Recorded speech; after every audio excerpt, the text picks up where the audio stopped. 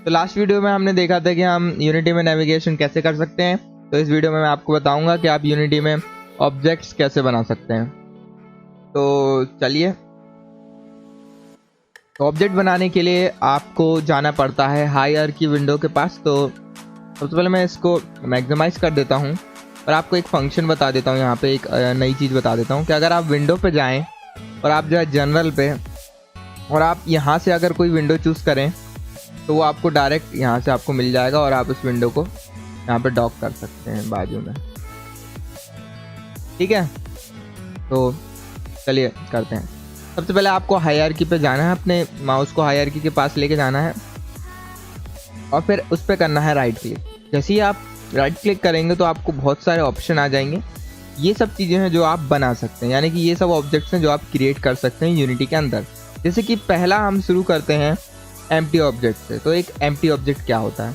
एक empty object वो object होता है जिसके अंदर कोई फंक्शन नहीं होता, उसके अंदर कोई ज़्यादा उससे कुछ होता नहीं है, ज़्यादातर वो खाली रहता है। उसके अंदर सिर्फ एक ही चीज़ रहती है, वो होती है ट्रांसफॉर्म। तो मैं आपको अभी दिखाता हूँ, 1 मिनट रुक जाइए। तो जैसे मैं मिनिमाइज़ करूँगा और जब एम्प्टी ऑब्जेक्ट को क्लिक करूँगा, इसको मैं यहाँ से क्लोज कर देता हूँ, यहाँ नीचे कर देता हूँ थोड़ा, ताकि जगह बने और आपको अच्छे से दिखे।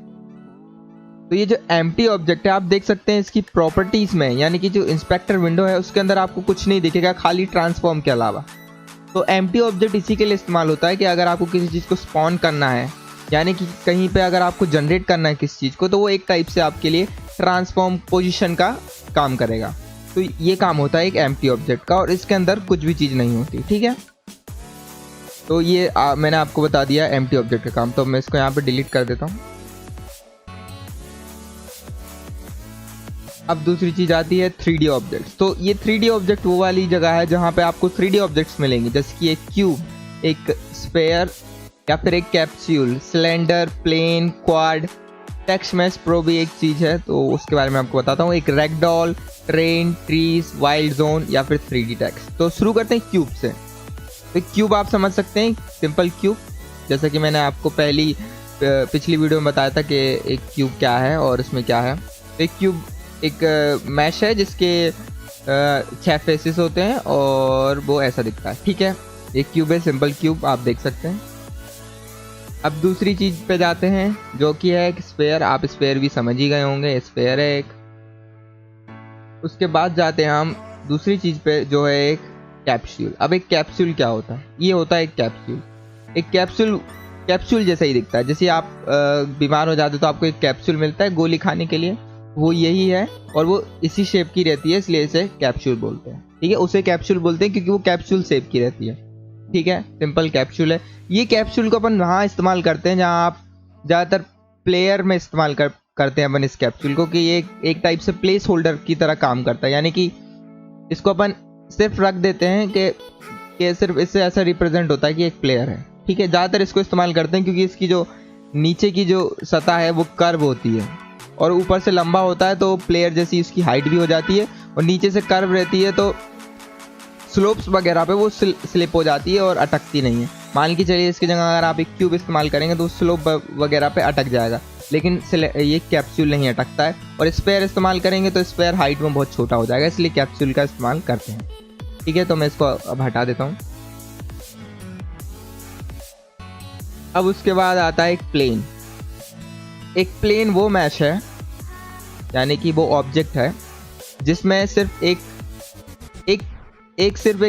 पन्ना टाइप का है, जिसे हम प्लेन बोल देते हैं। सिर्फ एक साइड है, जैसे कि एक क्यूब है वो 6 साइड से बना होता है, तो उसकी जो नीचे वाली साइड है बस वो अकेली है, इसे बोल देते हैं एक प्लेन। ठीक है, बहुत पतली होती है ये, तो इसको ज़्यादातर अपन लोग नीचे का ग्राउंड बनाने के लिए इस्तेमाल करते हैं। ये बहुत पतला और सही रहता है। ठीक है, इसको भी मैं हटा देता हूँ, फिर नेक्स्ट जाएंगे अपन। नेक्स्ट है क्वाड। अब ये क्वाड क्या होता है? एक क्वाड एक प्लेन से अलग होता है। एक जो क्वाड रहता है वो प्लेन जैसा ही रहता है, लेकिन बस वो वर्टिकली रहता है, और उसमें आप इसको एक टाइप से प्लेन ही समझ सकते हैं, लेकिन ये टेढ़े में नहीं रहता है, सीधा रहता है। ठीक है, तो एक क्वाड है, इसका ज़्यादा इस्तेमाल नहीं होता है।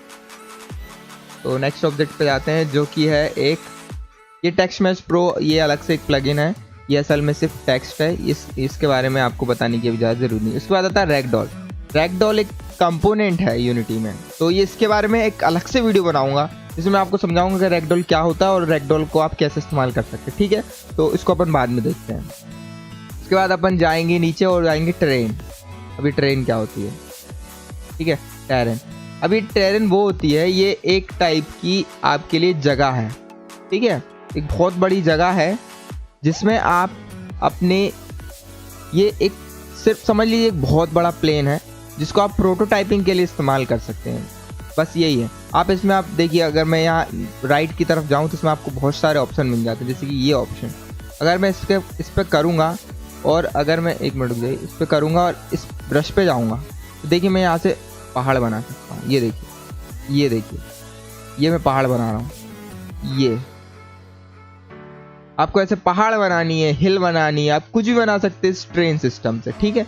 ये भी एक टाइप का फंक्शन है, ठीक है। आप इससे यहाँ पर रेडियस बढ़ा सकते हैं तो ज़्यादा बड़ी चीज़ें बनेगी, आप छोटी चाहते हैं तो छोटी बनेंगी। ये देखिए ओपेसिटी वगैरह बढ़ा के, ये देखिए जिस तरीके के मैंने बनाया है आप वैसे बना सकते हैं। जैसे कि मैं स्टार शेप का बनाना चाहता हूँ तो ये लीजिए स्टार शेप की हिल्स वगैरह और ये वैली वगैरह बन गई, ठीक है। आपको समझ में आ रहा है क्या होता है। इसमें मैं ट्रीज भी कर सकता हूँ, जैसे मैं इस पर क्लिक करूँगा और फिर अगर मैं जनरेट करूँगा तो मेरे को यहाँ पे ट्री मिलने चाहिए। एक मिनट जाइए, उसके लिए आपको यहाँ पे ट्री वाला डालना पड़ेगा, तो ये थोड़ा कॉम्प्लिकेटेड है। अब मैं आपको इसके बारे में अलग से बता दूंगा एक वीडियो में, जिसमें आपको पूरा एक्सप्लेन कर दूंगा कि ये कैसे काम करता है, ठीक है। तो अभी हाल के लिए बस इतना ही समझ लीजिए कि ये एक ट्रेन, इससे आप ट्रेन बना सकते हैं, यानी कि एक जगह बना सकते हैं आपके गेम के लिए। आपको बहुत बड़ी जगह चाहिए जहाँ पे पहाड़, पेड़ पौधे और ये सब हों, तो आप इसका इस्तेमाल करेंगे और आप इससे एक अच्छी सी टेरेन जनरेट कर सकते हैं, ठीक है। तो चलिए इसे हटाते हैं। अब आते हैं दूसरी चीज़ों पे। तो मैं राइट क्लिक करूँगा 3D ऑब्जेक्ट और मैं यहाँ पे जाऊँगा ट्रीज।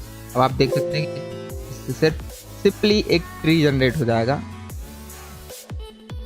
ये देखिए ये ट्री है, ये एक टाइप का ट्री जनरेटर है। यहाँ पे ये पिंक इसलिए दिख रहा है क्योंकि ये सही से रेंडर नहीं हुआ है, तो इसको अपन ऐसे ही छोड़ देंगे अभी के लिए।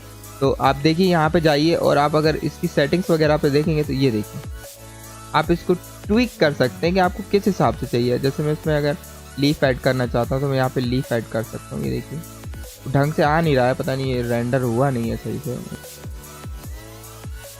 ठीक है। तो इससे आप एक टाइप से ट्री जनरेट कर सकते हैं। इसके बारे में भी मैं आपको एक अलग से वीडियो में बता दूंगा कि ये ट्री आप कैसे जनरेट कर सकते हैं और इससे क्या होता है, ठीक है। तो नेक्स्ट चलते हैं अपन नीचे। पहले मैं आपको ओवरव्यू बता दूंगा फिर, और जिन सब्जेक्ट के ऊपर मैं बोल रहा हूँ उनके ऊपर मैं अलग से वीडियो बनाऊंगा जिसमें आपको उनको डीपली समझा दूंगा कि वो कैसे काम करते हैं और उनमें क्या होता है, ठीक है।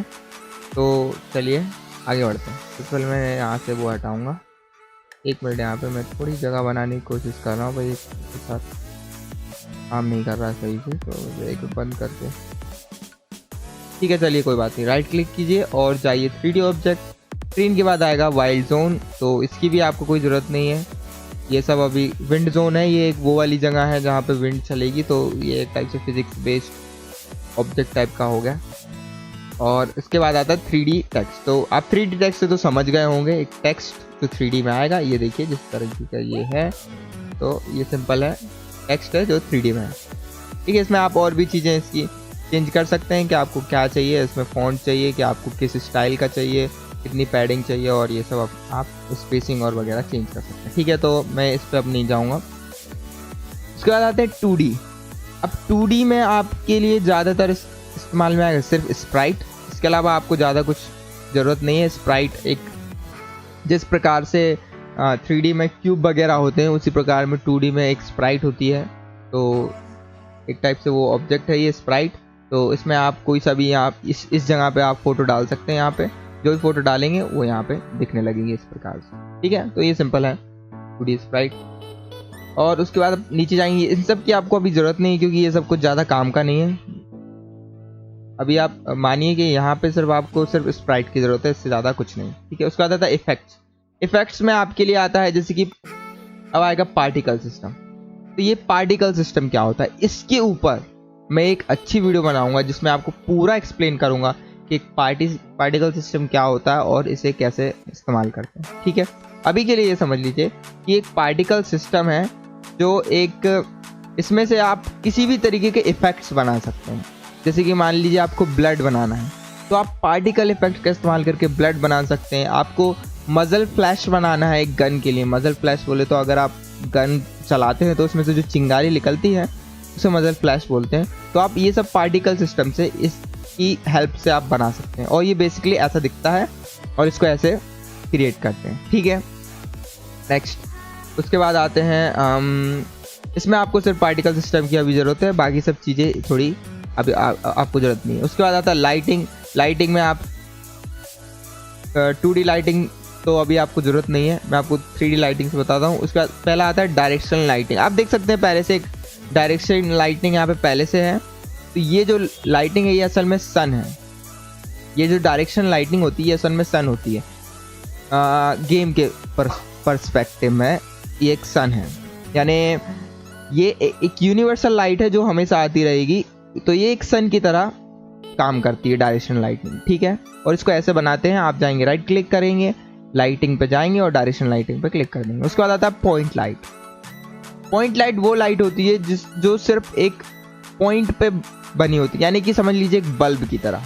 ठीक है, तो ये पॉइंट लाइट एक बल्ब है। ठीक है, अगर आपको अपने गेम में एक बल्ब की ज़रूरत है तो आप पॉइंट लाइट का इस्तेमाल करेंगे। ठीक है, इसको डिलीट करते हैं, आगे जाएंगे। उसके बाद आता है स्पॉटलाइट। तो आपने देखा होगा स्टेज पे जब लोग बाग कोई अकेला परफॉर्म करता है तो उसके ऊपर एक लाइट आती है जो एक कोन के शेप में आती है। तो जो कोन के शेप में जो लाइट आती है ना, जो सिर्फ एक ही स्पॉट पे फोकस करती है, उसे बोलते हैं स्पॉटलाइट। ठीक है, तो अगर आपको आपके गेम में स्पॉटलाइट की ज़रूरत है तो आप इसका इस्तेमाल करेंगे। मैं एक मिनट ट्राई कर लेता हूँ, हो सकता है मैं आपको सही से दिखा सकूँ मैं क्या बोलने की कोशिश कर रहा हूँ। ये देखिए, आप देख सकते हैं उसका सर्कल, देख सकते हैं आप उसका, ये जो आपको ऊपर सर्कल दिख रहा है ये वो लाइट है, स्पॉटलाइट। ठीक है, और यहीं पे अगर मैं स्पॉटलाइट हटा के मैं एक पॉइंट लाइट लगाऊं तो आपको फ़र्क पता चलेगा। ये देखिए ये पॉइंट लाइट है। पॉइंट लाइट और स्पॉटलाइट में आपको अब फ़र्क पता चला होगा। ये देखिए ये अलग तरीके से उसको चमका रही है, और जब हमने स्पॉटलाइट के साथ देखा था तो वो सिर्फ एक गोला बना रही थी छोटा सा, यानी कि वो सिर्फ एक स्पॉट पे लाइट मार रही है, और ये पूरे में लाइट मार रही है क्योंकि एक पॉइंट लाइट है। ठीक है, आप जिस तरीके की देख सकते हैं तो समझ में आ ही गया होगा आपको। नेक्स्ट जाएंगे हम, इसके बाद है एरिया लाइट। तो एरिया लाइट क्या होता है, बहुत सिंपल है। जिस तरीके की आपकी स्पॉटलाइट वो होती है स्पॉटलाइट, उसी तरीके की एरिया लाइट होती है, लेकिन ये एक बड़े से एरिया में होती है। ठीक है, जैसे कि आप इसमें देखेंगे तो मैं इसको अगर ऊपर करूँगा, थोड़ा इसके पास लाने की कोशिश करूँगा, ये असल में कहीं और है, ऊपर है। तो ये आपको सही से अभी दिख नहीं रही होगी क्योंकि ये थोड़ा सिस्टम सही नहीं है इसमें जमाने का। इसको रेंज वगैरह और आपको हाइट वगैरह ये सब चेंज करनी पड़ेगी, इंटेंसिटी वगैरह अगर आप चेंज करेंगे तो ये एक बड़े एरिया में लाइट को डिस्ट्रीब्यूट कर देता है, एरिया लाइट। ठीक है, सिंपल है। जब अगर अपन कहीं इस्तेमाल करेंगे गेम वगैरह बनाने में तो मैं आपको ये और अच्छे से एक्सप्लेन कर दूंगा कि क्या होता है। ठीक है, उसके बाद आता है रिफ्लेक्टर प्रोब्स और लाइट प्रोब ग्रुप्स। तो इनके बारे में भी आपको मैं अलग से बताऊंगा। तो ये इनके लिए आपको ज़्यादा दिक्कत लेने की ज़रूरत नहीं है, आपको ये ज़्यादा ज़रूरत पड़ेगी नहीं अभी के लिए। तो अभी आप ऐसा जान लीजिए कि इनसे आप लाइटिंग वगैरह को बेक करते हैं। ठीक है, इन दोनों की मदद से, तो इनको आपको ज़रूरत नहीं है। और ऑडियो तो आप समझ ही जाएंगे कि एक ऑडियो है, इसके अंदर आप ऑडियो सोर्स डालेंगे और आपको ऑडियो मिल जाएगी, और वीडियो भी कुछ इसी तरीके का है तो आप इससे वीडियो मिलेगी। अब आता है UI एक बहुत मेन चीज़ है 2D उसमें। तो मैं सोच रहा हूँ कि UI के लिए भी एक अलग से वीडियो बनाऊँगा जिसमें पूरे जो UI है उसको मैं आपको 1 बाय 1 स्टेप बाय स्टेप समझाऊँगा कि किस UI से क्या होता है। ठीक है, उसके बाद आता है वॉल्यूम, इसकी आपको कोई ज़रूरत नहीं है ज़्यादा अभी। और उसके बाद आता है कैमरा। तो इससे आप सिर्फ डायरेक्ट एक कैमरा बना सकते हैं। अगर आप कैमरा पे क्लिक करेंगे तो जिस तरीके का ये मेन कैमरा है उस तरीके का एक कैमरा अलग से बन जाएगा। तो इस वीडियो में बस इतना ही, और मुझे लगता है कि आपको अच्छी लगी होगी। अगर लगी है तो लाइक कर दीजिए, नहीं लगी है तो डिसलाइक कर दीजिए।